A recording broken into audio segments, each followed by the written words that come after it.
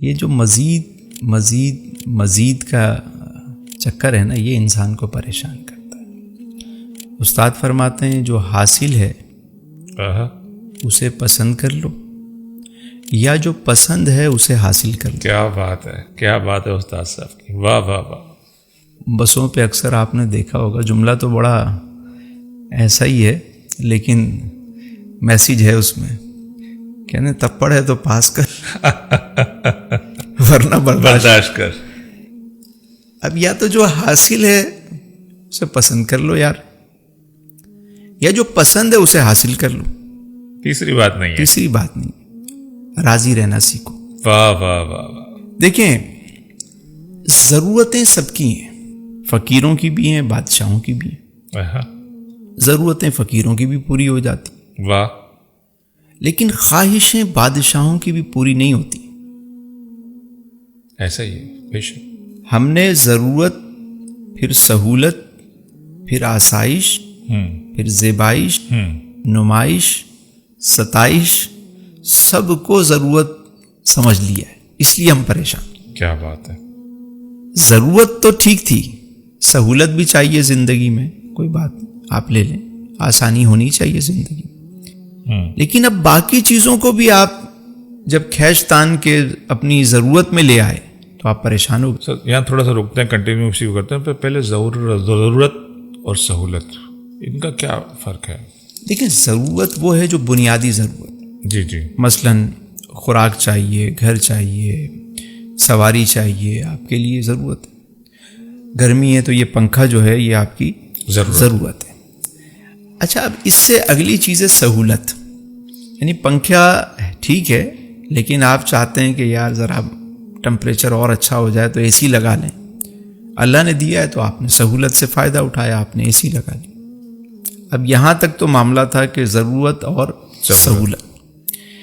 اب ہم چلے جاتے ہیں آسائش میں، لگژری لائف کے اندر جو ہم جاتے ہیں نا، کہ روم کے اندر ایسی چیز ہو کہ بیڈ جو ہے وہ مطلب میڈیکیٹڈ ہو، رومانٹک لائٹس ہوں، کوئی نیچے اس طرح پانی کا فلو ہو کہ ٹمپریچر آٹومیٹکلی مینٹین ہو رہا ہو، کوئی مطلب دنیا کی کوئی جدید ٹیکنالوجی آپ کو اپنے روم میں چاہیے.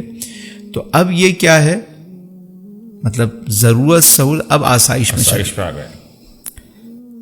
جب یہ آسائش میں آپ آ گئے تو اب آپ پھر اس کو زیبائش میں لگ جاتے ہیں کہ ذرا مطلب یہ ہمارا بننا سنورنا ذرا سب سے الگ ہونا چاہیے، میں ذرا سب سے وکھرا نظر آؤں. سب سے الگ ہونے کے چکر میں لوگ کیا کیا کر رہے ہوتے ہیں منفرد نظر آنے کے لیے. پھر زیبائش کے بعد آ جاتا ہے نمائش، کہ اب یہ سب کچھ کر تو لیا ہے، لوگوں کو پتہ تو چلے کہ بھائی یہ لے کر آیا ہے، یہ کیا ہے.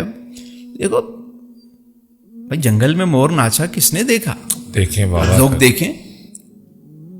ہمارے بچپن میں وہ ایک ٹی شرٹ بھی ہم پہن لیتے تھے نا، چوڑے ہو کے گھومتے تھے، نئی ٹی شرٹ پہنی، چھوٹی چھوٹی خوشیاں ہوتی تھیں. کبھی ایک اچھا برگر کھا لیا تو خوش ہو گئے. سال میں ایک دفعہ عید کے جوتے آتے تھے تو وہ پہن کے گھوم، بلکہ سوتے وقت بھی پہن لیتے تھے کہ یار یہ نئے، کئی کے دن دھوتے نہیں تھے اس کو کہ وہ مٹی وٹی نہ لگ جائے وہ ایک دفعہ جوتے. آج دیکھیں دنیا کتنی بڑی بڑی چیزیں اللہ نے دی ہیں. چٹنی روٹی کھا کے لوگ اللہ کا شکر ادا کرتے تھے، 50 ڈشیں کھا کے جو ہے نا کہتے ہیں یار مزہ نہیں. ہائے. تو اب کیا ہے، یہ نمائش ہو گئی. نمائش کے بعد اب اگلا اسٹیپ آتا ہے، وہ ہے ستائش.